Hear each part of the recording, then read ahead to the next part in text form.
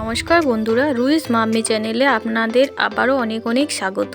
তো আজকে আমি আপনাদেরকে নিরামিষ দিনের একটা খুব সুন্দর রান্নার রেসিপি নিয়ে এসেছি।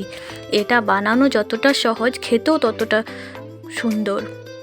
তো নিরামিষ দিনে আপনারা অবশ্যই একবার এই রেসিপিটা ট্রাই করে দেখবেন। গরম ভাতের সাথে খেতে এটা কিন্তু অপূর্ব লাগে।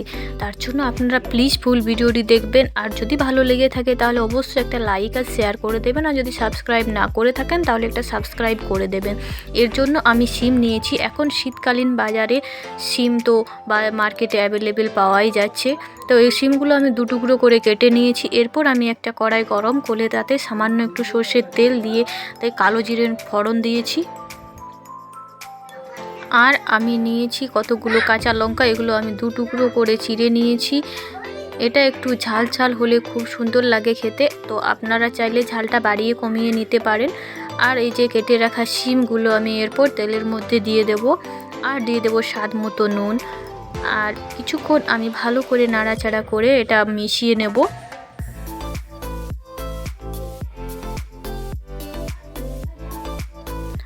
তারপর আমি দিয়ে দেব এখানে পরিমাণ মতো একটু হলুদ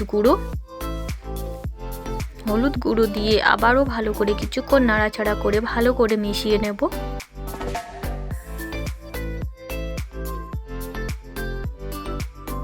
তারপর আমি এটা কিছুক্ষণ ঢাকা দিয়ে রেখে দেব যাতে এটা ভালো করে সেদ্ধ হয়ে যায়, আবার এটা ভাজাও হয়ে যায়।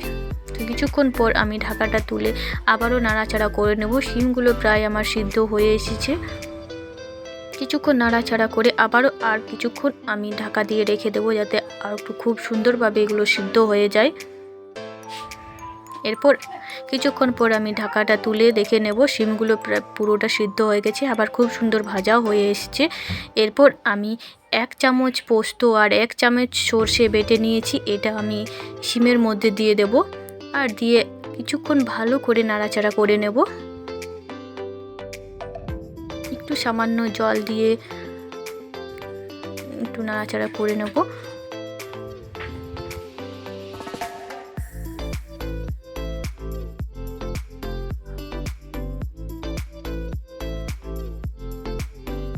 এরপর আর সামান্য আর একটু আমি জল দিয়ে দেব।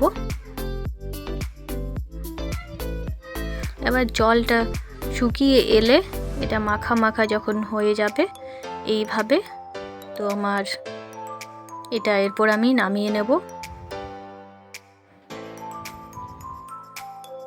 নিরামিষ দিনের এটা খুব সুন্দর একটা রান্না, আপনারা অবশ্যই একবার ট্রাই করে দেখবেন, খেতে খুব সুন্দর লাগে।